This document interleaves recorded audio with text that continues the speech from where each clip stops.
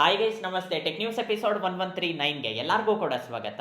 ಇವತ್ತಿನ tech news start ಮಾಡೋದಕ್ಕಿಂತ ಮುಂಚೆ ಇದುವರೆಗೂ ನೀವೇನಾದರೂ ನಮ್ಮ ಚಾನಲ್ಗೆ ಸಬ್ಸ್ಕ್ರೈಬ್ ಮಾಡ್ಕೊಂಡಿಲ್ಲ ಅಂದ್ರೆ ಕೆಳಗಡೆ ಸಬ್ಸ್ಕ್ರೈಬ್ ಬಟನ್ ಇರುತ್ತೆ, ಸಬ್ಸ್ಕ್ರೈಬ್ ಮಾಡ್ಕೊಳ್ಳಿ. ಈ ವಿಡಿಯೋ ನಿಮಗೆ ಇಷ್ಟ ಆಯ್ತು ಅಂದ್ರೆ ಲೈಕ್ ಮಾಡೋದನ್ನ ಮಾತ್ರ ಮರಿಬೇಡಿ. ಇವತ್ತಿನ ಟೆಕ್ ನ್ಯೂಸ್ ಆದ್ರೆ ಸ್ಟಾರ್ಟ್ ಮಾಡೋಣ. ಟೆಕ್ ನ್ಯೂಸ್ ನೋಡ್ಕೊಂಡ್ರೆ ಮೊದಲನೇ ನ್ಯೂಸ್ ಬಂದ್ಬಿಟ್ಟು ನಮಗೆ ವಿವೋ ಕಂಪ್ನಿಯವರು ಅತಿ ಶೀಘ್ರದಲ್ಲಿ ನಮ್ಮ ಇಂಡಿಯಾಗೋಸ್ಕರ ವಿವೋ X200T ಅಂತೇಳಿ ಒಂದು ಮೊಬೈಲ್ ನ ಲಾಂಚ್ ಮಾಡ್ತಿದ್ದಾರೆ. ಈ ಮೊಬೈಲ್ ನ ಯಾವಾಗ ಲಾಂಚ್ ಮಾಡ್ತಾರೆ ಅಂತ ಗೊತ್ತಿಲ್ಲ, ಸ್ಪೆಷಲ್ ಆಗಿ ಇಂಡಿಯಾಗೋಸ್ಕರನೇ ಲಾಂಚ್ ಮಾಡ್ತೀವಿ ಅಂತ ಹೇಳ್ಬಿಟ್ಟು ಹೇಳ್ತಿದ್ದಾರೆ.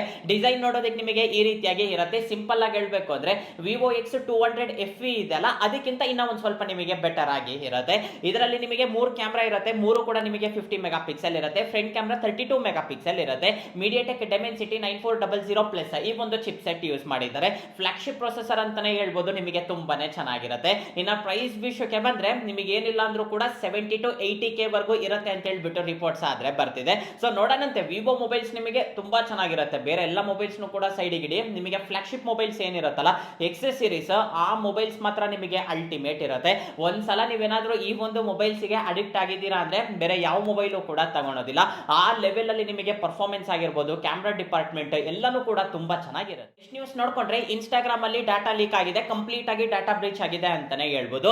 ಸೋಲೋವಿಕ್ ಇವ್ರು ಬಂದ್ಬಿಟ್ಟು 17.5 ಮಿಲಿಯನ್ ಯೂಸರ್ ಡಾಟಾ ನಮ್ಮ ಹತ್ರ ಇದೆ ಅಂತ ಹೇಳ್ಬಿಟ್ಟು ಇವ್ರು ಆದ್ರೆ ಹೇಳ್ತಿದ್ದಾರೆ. ಇವ್ರ ಹತ್ರ ಇರೋ ಡಾಟಾ ವಿಷಯಕ್ಕೆ ಬಂದ್ರೆ user name, mail ID, phone number, address, ಈ ಎಲ್ಲಾ ಡಾಟಾನು ಕೂಡ ನಮ್ಮ ಹತ್ರ ಇದೆ ಅಂತ ಹೇಳ್ಬಿಟ್ಟು ಇವ್ರು ಆದ್ರೆ ಹೇಳ್ತಿದ್ದಾರೆ. ಸಿಂಪಲ್ ಆಗಿ ಹೇಳ್ಬೇಕು ಅಂದ್ರೆ ಹತ್ತತ್ರ 2 ಕೋಟಿ ಜನರದು ಡಾಟಾ ಅನ್ನೋದು ಕಂಪ್ಲೀಟ್ ಆಗಿ ಲೀಕ್ ಆಗಿದೆ. ಇವಾಗ ಇನ್ಸ್ಟಾಗ್ರಾಮ್ ಅವರು ಕೂಡ ರಿಯಾಕ್ಟ್ ಆಗಿದ್ದಾರೆ. ಇನ್ಸ್ಟಾಗ್ರಾಮ್ ಅವರು ಏನ್ ಹೇಳ್ತಿದ್ದಾರೆ ಅಂದ್ರೆ ಈ ತರ ಯಾವುದೇ ರೀತಿ ಡಾಟಾ ಬ್ರೀಚ್ ಆಗಿಲ್ಲ, ನೀವು ಡಾಟಾ ಬ್ರೀಚ್ ಆಗದೆ ಇರೋ ತರ ನೀವು ಒಂದ್ ಸ್ವಲ್ಪ ಹುಷಾರಾಗಿರಿ ಅಂತ ಹೇಳ್ಬಿಟ್ಟು ಹೇಳ್ತಿದ್ದಾರೆ. ಮೊದಲನೇದು, ನೀವು 2 ಸ್ಟೆಪ್ ಅಥೆಂಟಿಕೇಶನ್ ಆನ್ ಮಾಡ್ಕೊಂಡಿರ್ಬೇಕು. 2 ಸ್ಟೆಪ್ ವೆರಿಫಿಕೇಶನ್ ಏನಿರುತ್ತಲ್ಲ ಅದನ್ನ ನೀವು ಆನ್ ಮಾಡ್ಕೊಳ್ಳಿ. ಎರಡನೇದು, ತುಂಬಾ ಜನರಿಗೆ ಮೇಲ್ ಬರ್ತಾ ಇದೆ. ಇವಾಗ ನೀವು ಸ್ಕ್ರೀನ್ ಮೇಲೆ ನೋಡ್ತಾ ಇದ್ದೀರಲ್ಲ, ಈ ರೀತಿಯಾಗಿ ಪಾಸ್ವರ್ಡ್ ನಿಮ್ಮದು ತುಂಬಾ ವೀಕ್ ಇದೆ, ಇದನ್ನ ನೀವು ರೀಸೆಟ್ ಮಾಡ್ಕೊಳ್ಳಿ, ಹೊಸ ಪಾಸ್ವರ್ಡ್ ಇಡಿ ಅಂತ ಹೇಳ್ಬಿಟ್ಟು ನಿಮಗೊಂದು ಮೇಲ್ ಬರುತ್ತೆ. ಆ ಮೇಲ್ ಯಾವ ರೀತಿ ಇರುತ್ತೆ ಅಂದ್ರೆ ಅಫಿಷಿಯಲ್ ಆಗಿ ಇನ್ಸ್ಟಾಗ್ರಾಮ್ ಅವರೇ ನಿಮಗೆ ಕಳಿಸಿದ್ರೆ ಯಾವ ರೀತಿ ಇರುತ್ತೋ ಆ ರೀತಿಯಾಗಿ ಡಿಸೈನ್ ಮಾಡಿದ್ದಾರೆ. ಅದು ನೋಡಿದ ತಕ್ಷಣ ನಾವು ಇನ್ಸ್ಟಾಗ್ರಾಮ್ ಅವ್ರು ಕಳಿಸಿದ್ದಾರೆ ಅಂತಾನೆ ಅನ್ಕೊಂತೀವಿ. ತುಂಬಾ ಜನ ಇಲ್ಲಿ ಪಾಸ್ವರ್ಡ್ ಅನ್ನೋದು ರೀಸೆಟ್ ಮಾಡ್ತಿದ್ದಾರೆ. ನೀವೇನ್ ಪಾಸ್ವರ್ಡ್ ರೀಸೆಟ್ ಮಾಡ್ತಿರಲ್ಲ, ನೀವೇನ್ ರೀಸೆಟ್ ಮಾಡಿದೀರಾ ಅಂತ ಹೇಳ್ಬಿಟ್ಟು ಹ್ಯಾಕರ್ಸ್ಗೆ ಗೊತ್ತಾಗುತ್ತೆ. ಈ ರೀತಿಯಾಗಿ ಚೇಂಜ್ ಮಾಡ್ಕೊಂಡ್ರು ಕೂಡ ನಿಮ್ ಅಕೌಂಟ್ ಕಂಪ್ಲೀಟ್ ಆಗಿ ಹ್ಯಾಕ್ ಆಗುತ್ತೆ, ನಿಮ್ ಡಾಟಾನು ಕೂಡ ಹೊರಗೆ ಬರುತ್ತೆ. ಒಂದ್ ಸ್ವಲ್ಪ ಹುಷಾರಾಗಿರಿ. ಇವಾಗಿರೋ ರಿಪೋರ್ಟ್ಸ್ ಪ್ರಕಾರ ನೋಡ್ಕೊಂಡ್ರೆ ಹತ್ತತ್ರ 17.5 ಮಿಲಿಯನ್ ಯೂಸರ್ಸ್ ಇಂದು ಡಾಟಾ ಅನ್ನೋದು ಕಂಪ್ಲೀಟ್ ಆಗಿ ಲೀಕ್ ಆಗಿದೆ. ನ್ಯೂಸ್ ನೋಡ್ಕೊಂಡ್ರೆ ನೆಕ್ಸ್ಟ್ ನಮಗೆ ಐಫೋನ್ 18 ಸೀರೀಸ್ ಬರುತ್ತಲ್ಲ, ಈ ಒಂದು ಸೀರೀಸ್ ಅಲ್ಲಿ ನಿಮಗೆ ಮಿನಿಮಲಿಸ್ಟಿಕ್ ಚೇಂಜಸ್ ಮಾಡ್ತಿದ್ದಾರೆ. ಆ ಚೇಂಜಸ್ ನಿಮಗೆ ತುಂಬಾನೇ ಚೆನ್ನಾಗಿದೆ. ಅದರಲ್ಲಿ ಮೊದಲನೇದು, ರೀಸೆಂಟ್ ಆಗಿ ನಾನು ಟೆಕ್ ನ್ಯೂಸ್ ಅಲ್ಲಿ ಹೇಳದ್ನಲ್ಲ, ಐಸ್ ಯೂನಿವರ್ಸ್ ಅವರು ಲೀಕ್ ಮಾಡಿದ್ರು. ಇವಾಗ ನೀವು ಸ್ಕ್ರೀನ್ ಮೇಲೆ ನೋಡ್ತಾ ಇದ್ದೀರಲ್ಲ, ಫ್ರಂಟ್ ನಿಮಗೆ ಪಂಚ್ ಹೋಲ್ ಕ್ಯಾಮ್ರಾ ಇರುತ್ತೆ, ಕಂಪ್ಲೀಟ್ ಆಗಿ ಲೆಫ್ಟ್ ಗೆ ಬಂದ್ಬಿಡುತ್ತೆ ಕ್ಯಾಮ್ರಾ ಡಿಪಾರ್ಟ್ಮೆಂಟ್ ಅನ್ನೋದು. ಈ ತರ ಡಿಸೈನ್ ಇರುತ್ತೆ ಅಂತ ಹೇಳ್ಬಿಟ್ಟು ಅವರು ಆದ್ರೆ ಹೇಳಿದ್ರು. ನಿಮಗೆ ಫೇಸ್ ಐಡಿ ಏನಿರುತ್ತಲ್ಲ, ಆ ಫೇಸ್ ಐಡಿ ಬಂದ್ಬಿಟ್ಟು ನಿಮಗೆ ಇನ್ ಡಿಸ್ಪ್ಲೇ ಇರುತ್ತೆ, ಕ್ಯಾಮ್ರಾ ಮಾತ್ರ ನಿಮಗೆ ನಾರ್ಮಲ್ ಆಗಿ ಇರುತ್ತೆ.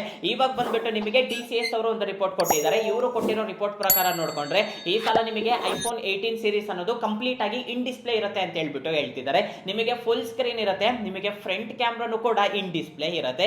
ನೀವು ಯಾವಾಗ ಕ್ಯಾಮ್ರಾ ಓಪನ್ ಮಾಡ್ತಿರಲ್ಲ ಆವಾಗಷ್ಟೇ ನಿಮಗೆ ಕ್ಯಾಮ್ರಾ ಕಾಣಿಸುತ್ತೆ. ನೀವು ಕ್ಯಾಮ್ರಾ ಓಪನ್ ಮಾಡಲಿಲ್ಲ ಅಂದ್ರೆ ಡಿಸ್ಪ್ಲೇ ಅನ್ನೋದು ನಿಮಗೆ ಕಂಪ್ಲೀಟ್ ಆಗಿ ಇರುತ್ತೆ.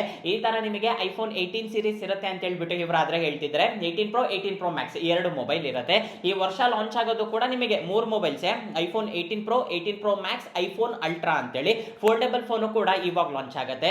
ನಿಮಗೆ ಐಫೋನ್ 18, ಐಫೋನ್ 18 ಸ್ಲಿಮ್ ಅದು ನಿಮಗೆ ಮುಂದಿನ ವರ್ಷ ಲಾಂಚ್ ಆಗುತ್ತೆ. ಈ ಸಲ ಇಂದ ನಿಮಗೆ ಒಂದು ಸ್ವಲ್ಪ ಲಾಂಚ್ ಇವೆಂಟ್ ಅಂತ ಅದೊಂದು ಸ್ವಲ್ಪ ಡಿಫ್ರೆಂಟ್ ಆಗಿ ಇರುತ್ತೆ. ಪ್ರಾಡಕ್ಟ್ಸ್ ಕೂಡ ಒಂದೊಂದು ಟೈಮ್ ಅಲ್ಲಿ ಲಾಂಚ್ ಆಗುತ್ತೆ. ಹಾಗೆ ಆಪಲ್ ಕಂಪ್ನಿಯವರು ಅಫಿಷಿಯಲ್ ಆಗಿ ಜೆಮಿನಿ ಅವ್ರ ಜೊತೆ ಕೊಲಾಬ್ರೇಟ್ ಆಗ್ತಿದ್ದಾರೆ ಅಂತ ಹೇಳ್ಬಿಟ್ಟು ರಿಪೋರ್ಟ್ಸ್ ಬರ್ತಿದೆ. ಇವಾಗ ನಿಮಗೆ ಆಪಲ್ ಅಲ್ಲಿ ಸಿರಿ ಅಸಿಸ್ಟೆಂಟ್ ಏನಿರುತ್ತಲ್ಲ, ಇದಕ್ಕೆ ಇವ್ರೇನ್ ಮಾಡ್ತಿದ್ದಾರೆ ಅಂದ್ರೆ ಕಂಪ್ಲೀಟ್ ಆಗಿ ಗೂಗಲ್ ಜೆಮಿನಿನ ಇಂಟಿಗ್ರೇಟ್ ಮಾಡ್ತಿದ್ದಾರೆ. ಇನ್ನ ಒಂದ್ ಸ್ವಲ್ಪ ನಿಮಗೆ ಬೆಟರ್ ಇಂಪ್ರೂವ್ಮೆಂಟ್ಸ್ ಇರುತ್ತೆ ಅಂತ ಹೇಳ್ಬಿಟ್ಟು ಹೇಳ್ತಿದ್ದಾರೆ. ಇವಾಗಿರೋ AI ಗೆ ಕಂಪೇರ್ ಮಾಡಿದ್ರೆ ಇದು ಒಂದ್ ಸ್ವಲ್ಪ ಇಂಟಿಗ್ರೇಟ್ ಆಯ್ತು ಅಂದ್ರೆ ನಿಮಗೆ ತುಂಬಾನೇ ಚೆನ್ನಾಗಿರುತ್ತೆ. ಇವಾಗ ಸ್ಯಾಮ್ಸಂಗ್ ಅಲ್ಲಿ ನೋಡಿ, ನಿಮಗೆ ಜೆಮಿನಿನೇ ಕಂಪ್ಲೀಟ್ ಆಗಿ ಇಂಟಿಗ್ರೇಟ್ ಆಗಿರುತ್ತೆ. ಆ AI ನೋಡ್ಬೋದು ಎಷ್ಟು ಪವರ್ಫುಲ್ ಇರುತ್ತೆ, ಎಷ್ಟು ಪರ್ಫೆಕ್ಟ್ ಇರುತ್ತೆ ಅಂತೇಳಿ. ಆದ್ರೆ ಐಫೋನ್ ಅಲ್ಲಿ ನಿಮಗೆ AI ಅನ್ನೋದು ಅಷ್ಟು ಪರ್ಫೆಕ್ಟ್ ಆಗಿ ಇರೋದಿಲ್ಲ, ತುಂಬಾ ಮಟ್ಟಿಗೆ ಅವರು ಇಂಪ್ರೂವ್ ಮಾಡ್ಕೋಬೇಕು.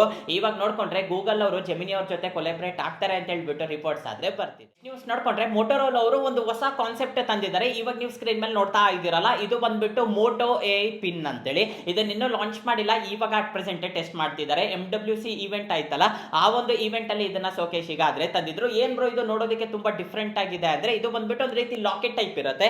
ನೀವು ಈ ರೀತಿಯಾಗಿ ಹಾಕೋಬೇಕಾಗುತ್ತೆ. ಹಾಕೊಂಡಿದ್ದಾದ್ಮೇಲೆ ನಿಮಗೆ ಡಿಸ್ಪ್ಲೇ ಮಾತ್ರ ಇರಲ್ಲ, ಮೊಬೈಲ್ ಏನೇನೆಲ್ಲ ಕೆಲಸ ಮಾಡುತ್ತೋ ಆ ಎಲ್ಲ ಕೆಲಸನೂ ಕೂಡ ಈ ಒಂದು ಡಿವೈಸ್ ಮಾಡುತ್ತೆ. ನಿಮಗೊಂದು ಸಣ್ಣ ಕ್ಯಾಮ್ರಾ ಇರುತ್ತೆ, ಹಾಗೆ ಬಂದ್ಬಿಟ್ಟು ಇನ್ಬಿಲ್ಟ್ ಸ್ಪೀಕರ್ ಕೂಡ ಇರುತ್ತೆ. ನೀವೇನೇ ಕ್ವಶನ್ ಕೇಳಿದ್ರು ಕೂಡ ಅಲ್ಲೇ ನಿಮಗೆ ಇನ್ಸ್ಟೆಂಟ್ ಆಗಿ ಆನ್ಸರ್ ಮಾಡ್ತಿರುತ್ತೆ. ಸಿಂಪಲ್ ಆಗಿ ಹೇಳ್ಬೇಕು ಅಂದ್ರೆ ಒಂದು ರೀತಿ ಫ್ರೆಂಡ್ ಇದ್ದಂಗೆ. ಇವಾಗ ನೀವು ಆಪಲ್ ತಗೊಂಡಿದ್ದೀರಾ, ಇದರಲ್ಲಿ ಎಷ್ಟು ಕ್ಯಾಲೋರೀಸ್ ಇದೆ, ಎಷ್ಟು ಪ್ರೋಟೀನ್ ಇದೆ, ಸೊ ಈ ರೀತಿಯಾಗಿ ಏನಾದ್ರು ಜನರಲ್ ಆಗಿ ಕ್ವಶನ್ ಕೇಳಿದ್ರೆ ನಿಮಗೆ ಆನ್ಸರ್ ಆದ್ರೆ ಮಾಡ್ತಿರುತ್ತೆ. ರೀಸೆಂಟ್ ಆಗಿ ಒಂದು ಡಿವೈಸ್ ಬಂದಿತ್ತು, ನಾನೊಂದು ವಿಡಿಯೋನು ಕೂಡ ಮಾಡಿದ್ದೆ. ಹ್ಯೂಮನ್ ಎ ಅಂತ ಹೇಳ್ಬಿಟ್ಟು ಒಂದು ಡಿವೈಸ್ ಆದ್ರೆ ತಂದಿದ್ರು, ಅದು ಕಂಪ್ಲೀಟ್ ಆಗಿ ಫ್ಲಾಪ್ ಆಯ್ತು. ಇವಾಗ ಮೋಟೋರೋಲಾ ಅವರು ಇದರ ಮೇಲೆ ವರ್ಕ್ ಮಾಡ್ತಿದ್ದಾರೆ.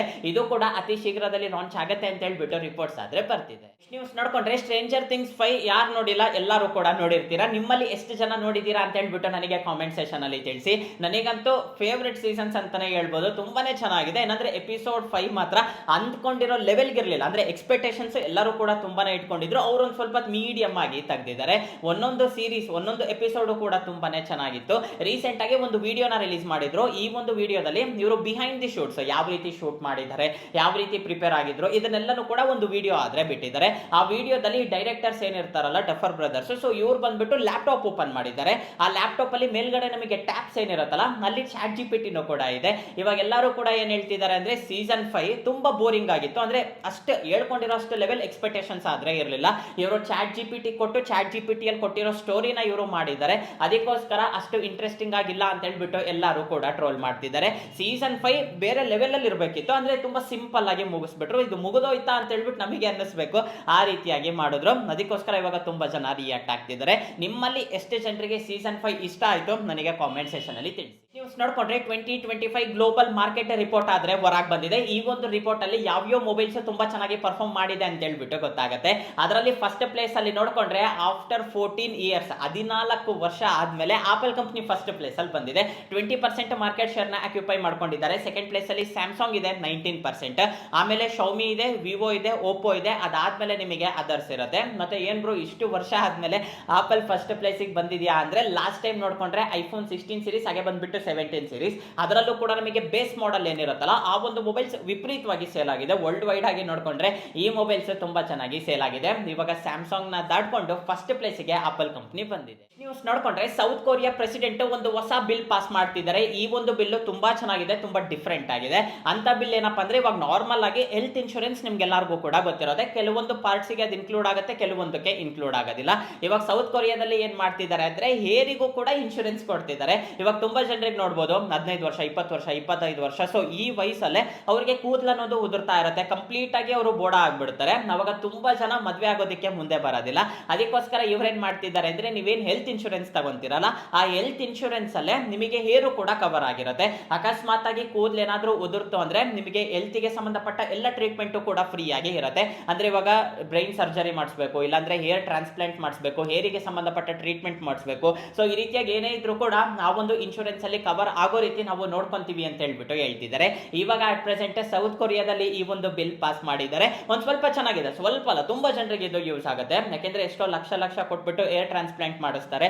ಈ ರೀತಿಯಾಗಿ ಹೆಲ್ತ್ ಇನ್ಶೂರೆನ್ಸ್ ಇತ್ತು ಅಂದ್ರೆ ಅದು ತುಂಬಾನೇ ಚೆನ್ನಾಗಿರುತ್ತೆ, ಇದು ಕೂಡ ಇನ್ಕ್ಲೂಡ್ ಆದ್ರೆ. ಸೊ ನಮ್ಮ ಇಂಡಿಯಾಗೂ ಕೂಡ ಇದು ಬಂದ್ರೆ ತುಂಬಾನೇ ಚೆನ್ನಾಗಿದೆ. ನೆಕ್ಸ್ಟ್ ನ್ಯೂಸ್ ನೋಡ್ಕೊಂಡ್ರೆ ನಥಿಂಗ್ ಅವರು ಅಫಿಷಿಯಲ್ ಆಗಿ ನಮ್ಮ ಇಂಡಿಯಾದಲ್ಲಿ, ಅದು ಕೂಡ ನಮ್ಮ ಕರ್ನಾಟಕದಲ್ಲಿ ಫಸ್ಟ್ ಅಫಿಷಿಯಲ್ ಸ್ಟೋರ್ ನ ಓಪನ್ ಮಾಡ್ತಿದ್ದಾರೆ. ಅದು ಕೂಡ ಬೆಂಗಳೂರಲ್ಲಿ ಅತಿ ಶೀಘ್ರದಲ್ಲಿ ಲಾಂಚ್ ಮಾಡ್ತೀವಿ, ಹಾಗೆ ಬಂದ್ಬಿಟ್ಟು ಓಪನ್ ಮಾಡ್ತೀವಿ ಅಂತ ಹೇಳ್ಬಿಟ್ಟು ಹೇಳ್ತಿದ್ದಾರೆ. ಯಾವಾಗ ಅಂತ ಹೇಳ್ಬಿಟ್ಟು ಹೇಳ್ತಿಲ್ಲ, ಜಸ್ಟ್ ಒಂದು ಪೋಸ್ಟರ್ ನಮ್ಮ ಹತ್ರ ಟೀಸ್ ಮಾಡ್ತಿದ್ದಾರೆ. ಸರ್ವಿಸ್ ಸೆಂಟರ್ಸ್ ಹಾಗೆ ಬಂದ್ಬಿಟ್ಟು ಶೋರೂಮ್ಸ್ ಬಂತು ಅಂದ್ರೆ 100% ನಥಿಂಗ್ ಮೊಬೈಲ್ಸ್ ತುಂಬಾ ಚೆನ್ನಾಗಿ ಸೇಲ್ ಆಗುತ್ತೆ. ನೆಕ್ಸ್ಟ್ ನ್ಯೂಸ್ ನೋಡ್ಕೊಂಡ್ರೆ ಫ್ಲಿಪ್ಕಾರ್ಟ್ ಅಲ್ಲಿ, ಅಮೆಜಾನ್ ಅಲ್ಲಿ ಅಫಿಷಿಯಲ್ ಆಗಿ ರಿಪಬ್ಲಿಕ್ ಡೇ ಸೇಲ್ ಸ್ಟಾರ್ಟ್ ಆಗಿದೆ. ಈ ಒಂದು ಸೇಲ್ ಈ ಸಲ ತುಂಬಾನೇ ಚೆನ್ನಾಗಿದೆ, ಬೆಟರ್ ಆಗಿದೆ. ನಿಮಗೆ ತುಂಬಾ ಐಟಮ್ಸ್ ಕಮ್ಮಿ ಪ್ರೈಸ್ ಗೆ ಸಿಗ್ತಾ ಇದೆ. ನಾವಾಗ್ಲೇ 2 ಡೇಸ್ ಇಂದನೂ ಕೂಡ ಅಪ್ಡೇಟ್ ಮಾಡ್ತಾ ಇದೀವಿ. ವಾಷಿಂಗ್ ಮಿಷಿನ್ಸ್ ಅಂತೂ ನಿಮಗೆ ಫ್ರಂಟ್ ಲೋಡೆ 30,000 ಒಳಗೆ 20,000 ಒಳಗಡೆ ಸಿಗ್ತಾ ಇದೆ.